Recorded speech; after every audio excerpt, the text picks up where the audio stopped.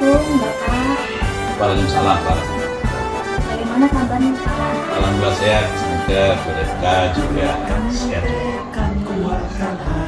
Mohon izin Bapak minta waktunya untuk saya mewawancarai Bapak terkait dengan pengambilan keputusan dengan kasus-kasus di MAEPIKA di SDMN Sekolah 11. Bersedia Bapak? Alhamdulillah, terima kasih Bapak sebelumnya. Langsung saja ya Pak, untuk pertanyaan yang pertama, selama ini bagaimana Bapak mengidentifikasi permasalahan yang ada di SDM 11 terkait dengan kasus-kasus di MAEPIKA ataupun Cara untuk mengidentifikasi kasus yang merupakan dilema etika atau juga moral, yang pertama itu kita harus mempelajari kasusnya dulu. Jadi kalau ada masalah, ada kasus, kita pelajari. Yang berikutnya yaitu menyimpulkan kasus tadi. Kesimpulannya ini dari kasus dapat digunakan sebagai bahan untuk menindaklanjuti apa yang harus kita itu aja. Baik Bapak, kemudian selama ini bagaimana Bapak menjalankan pengambilan keputusan di sekolah, terutama untuk kasus-kasus di mana ada dua kepentingan yang sama-sama benar atau sama-sama mengandung nilai kebajikan. Dalam menjalankan pengambilan keputusan yang terkait dilema etika, terutama untuk kasus-kasus di mana ada dua kepentingan, yaitu yang sama-sama benar atau sama mengandung nilai kebajikan. Yang biasa saya lakukan yaitu dengan cara musyawarah berkolaborasi.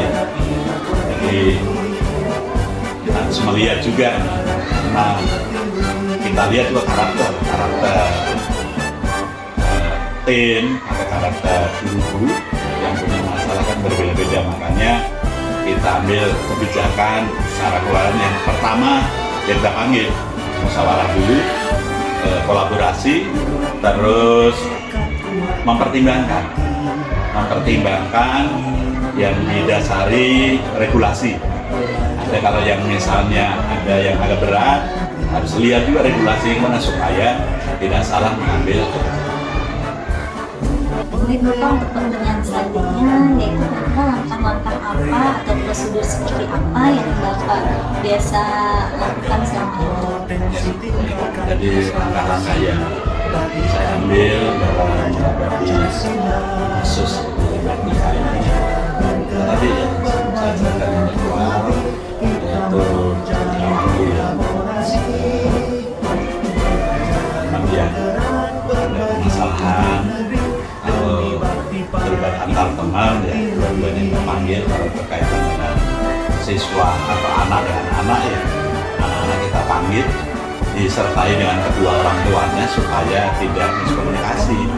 Jadi tetap harus dikomunikasikan dengan baik, dimusyawarahkan dengan baik, sehingga kedua belah pihak tidak merasa tersinggung, tidak merasa dibela, tetapi saling menjaga untuk kebaikan bersama. Tentunya mencari Solusi yang terbaik solusi yang terbaik bisa diterima kedua belah bisa pihak. diterima oleh kedua belah pihak. Baik, untuk selanjutnya Pak, hal-hal apa saja yang selama ini Bapak anggap efektif dalam mengambil keputusan pada kasus-kasus ini? Sebenarnya ini sifatnya kondisional ya. Semua permasalahan tiap hari ada, tapi kan ada tingkatan. Ada yang tingkatan yang rendah, yang sedang, yang masalah berdampak luas, berdampak nama baik sekolah dan sebagainya lah, nama baik guru. Jadi jangan menunda-nunda. Ada permasalahan cepat harus diselesaikan.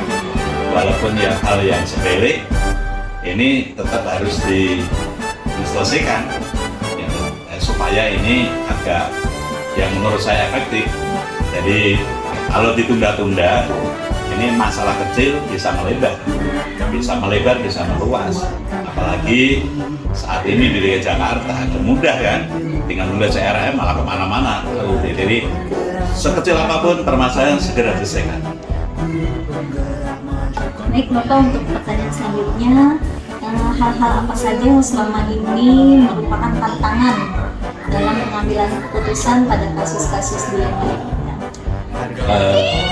Hal-hal yang merupakan tantangan dalam pengambilan keputusan dilema etika itu kasus yang berdampak nama baik sekolah atau kasus yang sudah dilakukan CRM, ya ini tentunya harus segera cari solusinya, jalan keluarnya.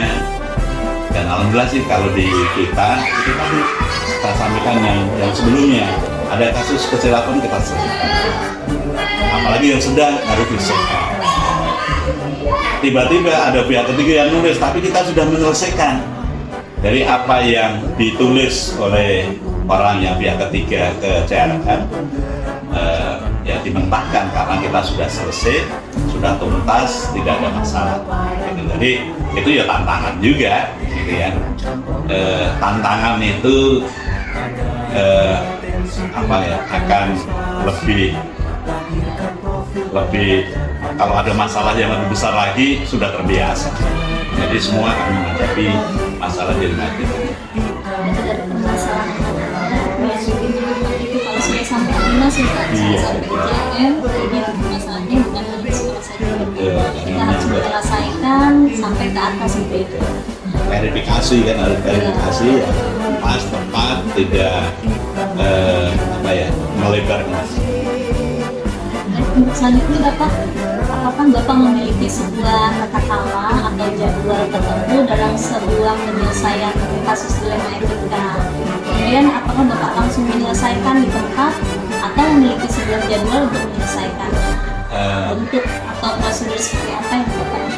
Baik, kalau tata kala atau jadwal tidak ada, karena setiap harinya, setiap minggu pasti sebetulnya ada kasus yang terkait dengan dilema etika. Jadi kalau ada permasalahan segera selesaikan. Ditambah lagi saat briefing, kan ada permasalahan secara umum yang ringan, itu bisa disampaikan di saat briefing. Penyelesaian solusinya paling tidak tim selain sama 11 bisa paham, biar tahu bahwa ada permasalahan yang harus segera diselesaikan dengan cermat, dengan baik, dengan bijak, sehingga tidak akan bermasalah, berdampak. Jadi salah satu waktunya mungkin Bapak lakukan pada saat briefing ya Pak, pengambilan keputusannya. Baik, untuk pertanyaan selanjutnya Pak, adakah seseorang atau faktor-faktor apa yang selama ini mempermudah atau membantu Bapak dalam keputusan dalam kasus-kasus dilema etika? Kalau faktor seorang membantu ini tergantung kalau kasusnya melibatkan siswa, orang tua siswa, saya bisa, kalau kan ada pihak ketiga yang memper ini ya, kita bisa minta bantuan dengan komite sebagai penghubung ya, sehingga kita selesaikan antara orang tua yang satu, orang yang kedua disaksikan oleh komite beserta saya, karena melibatkan juga manajemen sekolah, juga wakil wali kelasnya. Tapi kalau seandainya masalahnya yang terkait dengan dewan guru, saya bisa menggunakan dengan manajemen sekolah, wakil atau guru senior yang bisa membantu supaya tidak melebar masalahnya, cepat teratasi dan tidak melukai, tetapi diambil dengan bijak, dengan adem, supaya tidak ada rasa tidak enak dan sebagainya. Bapak, untuk pertanyaan yang terakhir Pak, dari semua hal yang disampaikan, kira-kira pembelajaran apa yang dapat Bapak petik dari pengalaman Bapak mengambil keputusan terkait dilema etika? Iya, karena banyak permasalahan, apalagi kan Bapak ngajarnya bertugas tidak hanya di Rensa 11, sudah Malang Buana ada 5 sekolah dan selalu merangkap sekolah yang besar-besar, pasti permasalahan banyak dan tantangan nggak banyak. Yang bisa kita petik pertama yaitu melatih kesabaran, terus kebijaksanaan, melatih kebijaksanaan kita, dan harus melatih keadilan. Itu yang dibutuhkan seorang yang dituakan di sekolah. Nanti misalnya guru diberi kesempatan dari pemimpin, permasalahan yang banyak harus dihadapi dengan bijak, sehingga akan melatih kesabaran kita. Itu tadi kebijakan kita, dan ada rasa keadilan untuk kebaikan bersama, untuk maju bersama, meraih harapan cita-cita sendiri dari sport. Jadi dari pengalaman Bapak nih selama menjadi kepala sekolah, terkadang menjadi PLT gitu ya Pak, semakin sering kita mengambil keputusan, semakin piawai ya Pak, mudah-mudahan gitu. Ya, Bapak terima kasih untuk waktunya dan juga pengalaman-pengalamannya. Dan saya mohon maaf kalau seandainya ada kata-kata yang kurang pas. Terima kasih sekali lagi. Assalamualaikum warahmatullahi wabarakatuh. Waalaikumsalam warahmatullahi wabarakatuh.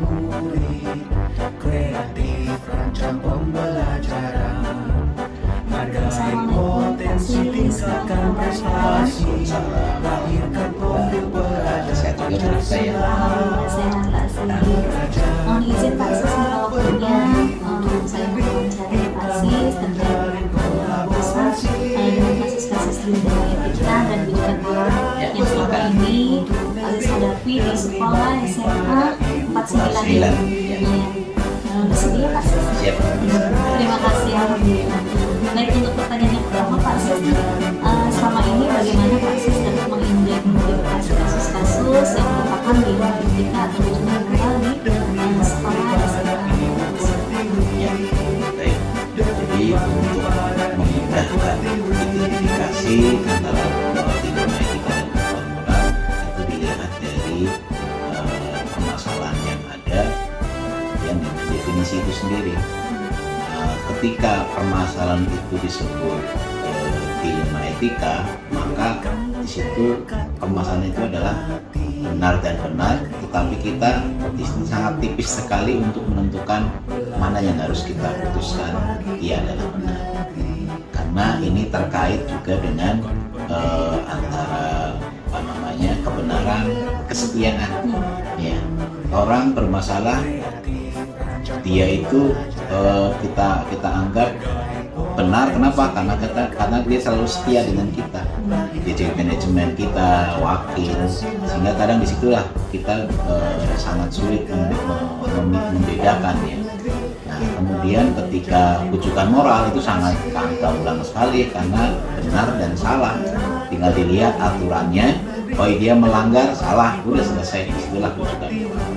Sehingga kita harus bisa mengidentifikasikan dari definisi tadi antara dilema etika dan Baik, Pak Sis, selanjutnya bagaimana Pak Sis menjalankan pengambilan keputusan di sekolah, terutama untuk kasus-kasus di mana ada dua nih kepentingan yang sama-sama benar atau sama-sama mengandung nilai kebajikan? Ketika saya harus memutuskan permasalahan yang muncul dilema etika, maka harus berpedoman pada prinsip, ya. Prinsip yang pertama itu antara individu dengan sekelompok orang.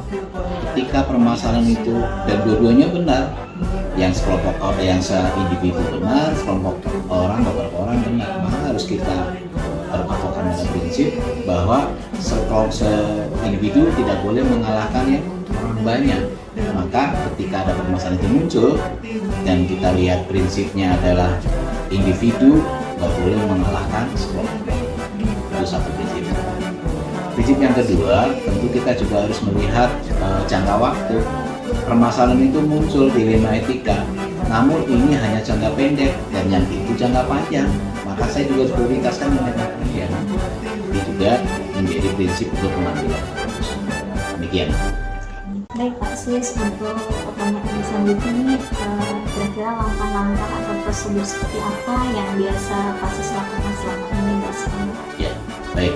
Ketika muncul permasalahan, maka saya akan melihat apakah harus diselesaikan dengan cepat atau bisa kita cari solusi yang lebih memuaskan semuanya, lebih luas jangkauannya, maka butuh waktu sehingga bisa diskusi dengan tim manajemen atau orang-orang yang kita percaya ikut membantu dalam menyelesaikan kasus ini.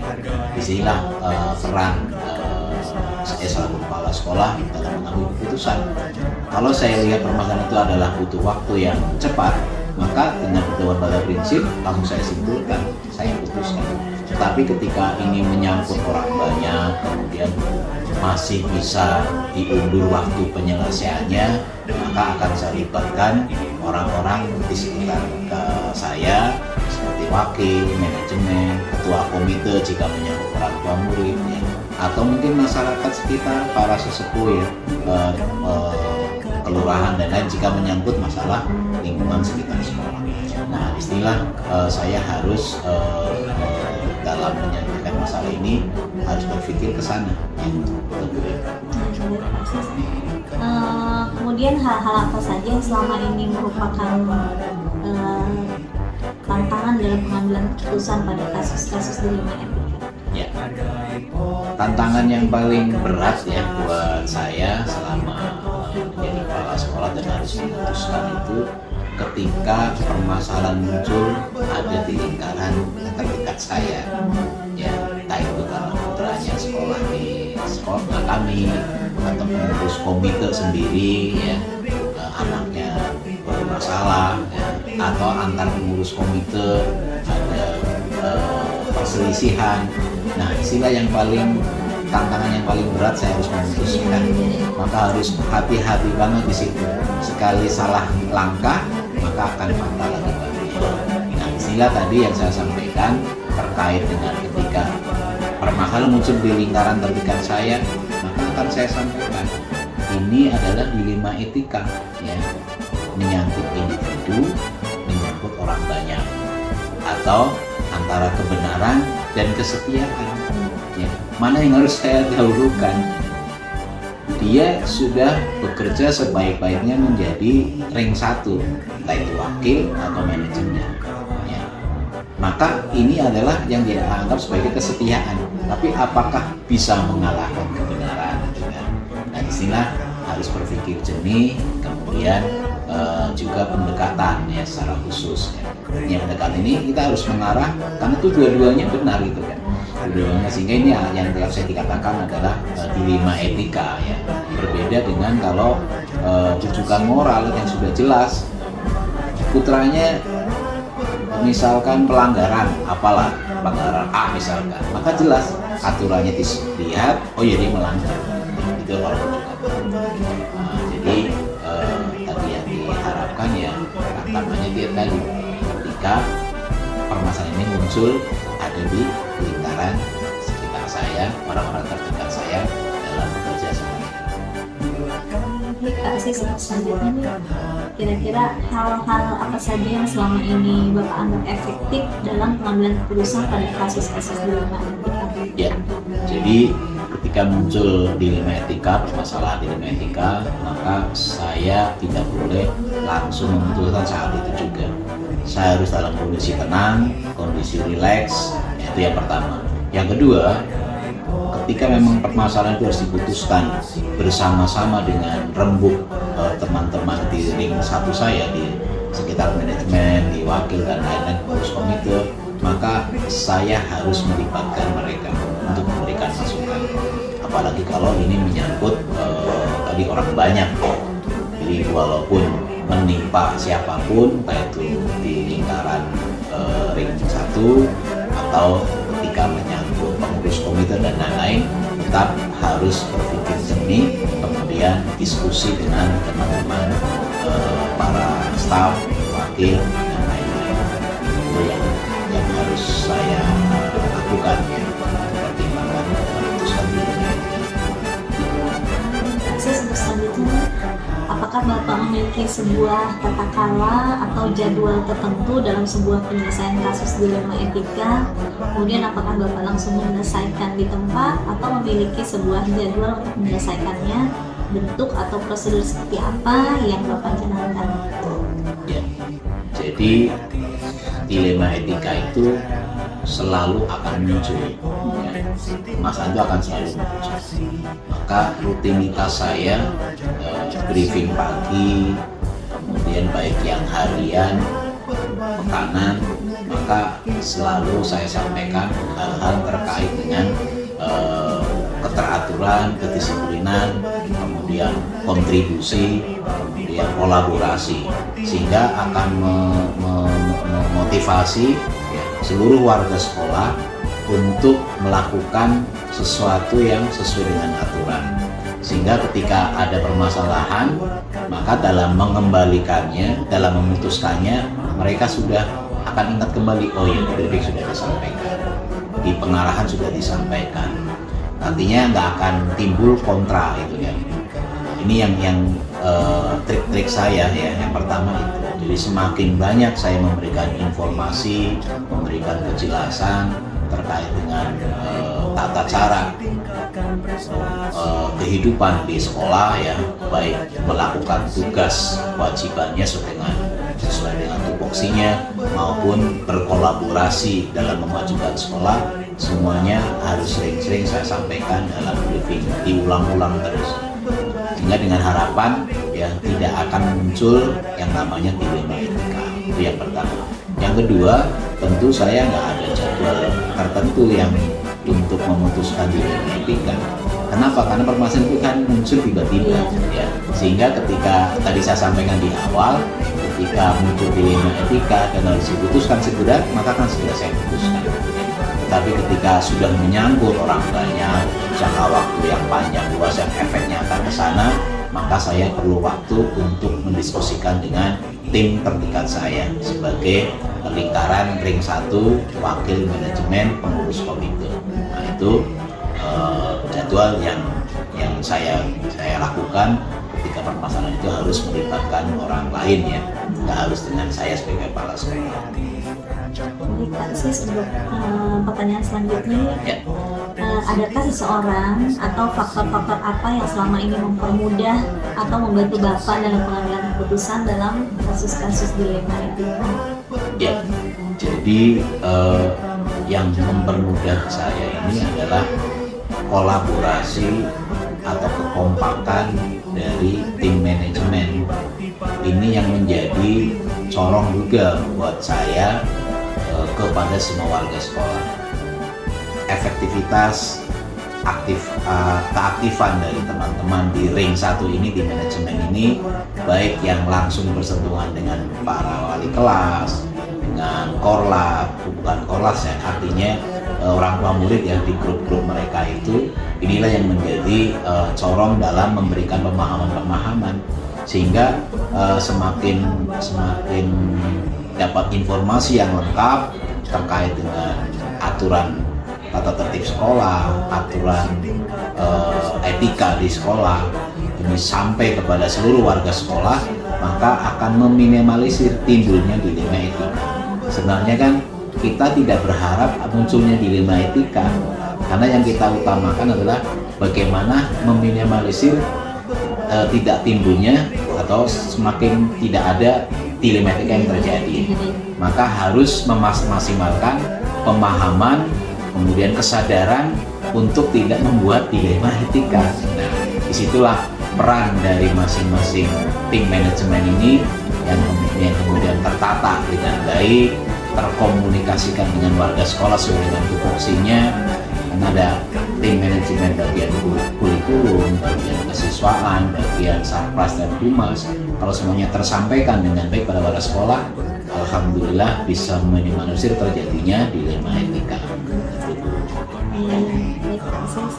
Ini pertanyaan terakhir nih Pak Sis. Dari semua hal yang Pak Sis sampaikan, kira-kira pembelajaran apa yang dapat Pak Sis petik dari pengalaman Bapak mengambil keputusan di MN? Iya, pembelajaran yang paling harus menjadi kesadaran saya, ternyata memang harus banyak berliterasi, harus banyak melakukan atau berani memutuskan. Ya. Di awal memang kekhawatiran dan ketakutan juga, jangan-jangan apa yang saya putuskan menjadi penolakan ya, dari si terjadinya munculnya kasus dilema etika. Namun lambat laun dengan seringnya saya memutuskan tadi dengan tenang, dengan berbagai masukan dari teman-teman manajemen, kemudian semakin komunikasi ya, kolaborasi dengan teman-teman yang manajemen tadi, alhamdulillah permasalahan-permasalahan dilema etika ini semakin berkurang dan bahkan boleh dikatakan sudah jarang muncul. Nah, ini artinya bahwa kita harus berani memulai untuk memutuskan, sepahit apapun yang akan disampaikan harus berani disampaikan. Nah, inilah pembelajaran dari selama ini dari saya awal dari kepala sekolah ini. Gak usah ragu, justru keraguan itulah yang akan menyebabkan kita dalam memutuskan permasalahan etika akan menjadi tidak pas. Jadi, kita pastikan karena memang ini dilema etika adalah permasalahan yang benar dengan benar, kita harus berani memutuskan dengan mantap sehingga orang yang bersangkutan ini akan memahami bahwa oh iya, kalau itu saya kepala sekolah. Karena mereka sebenarnya menghargai kita sebagai kepala sekolah karena kita sudah ditugaskan dengan SK sebagai kepala sekolah, sehingga hampir warga sekolah itu paham dengan itu. Maka apa yang saya sampaikan itu adalah menjadi kebijakan. Maka ketika kita ragu, orang akan melihat, wah ini kepala sekolahnya kayaknya ragu nih, gitu kan. Maka harus berani memulai dan harus terus berlatih saja, nggak usah ragu-ragu dengan apa yang kita putuskan. Yang penting berpedoman pada tadi kebenaran, ya, dan prinsip-prinsip tadi. Demikian, Bu. Baik Pak Sis, ini sangat luar biasa apa yang telah Pak Sis sampaikan. Tentunya pasti bermanfaat untuk saya gitu, terkait dengan pengambilan keputusan dilema etika. Intinya kita harus berpedoman pada prinsip yang benar ya Pak. Maksudnya setiap keputusan juga harus benar-benar yakin kita putuskan. Kemudian kita meminimalisir juga ya Pak untuk dilema etika dengan cara berkolaborasi, berkomunikasi baik dengan lingkungan sekitar, begitu ya Pak Sis. Baik Pak Sis, terima kasih atas waktunya. Saya mohon maaf sudah mengganggu waktu Pak Sis. Mohon maaf dan saya akhiri. Wassalamualaikum warahmatullahi wabarakatuh. Waalaikumsalam warahmatullahi wabarakatuh. Tetap semangat. Negeri ini memanggilmu kawan, belajar bergerak berbagi untuk negeri, guru penggerak majukan pendidikan, guru penggerak menghamba pada murid, kreatif rancang pembelajaran, hargai potensi tingkatkan prestasi, lahirkan profil pelajar Pancasila.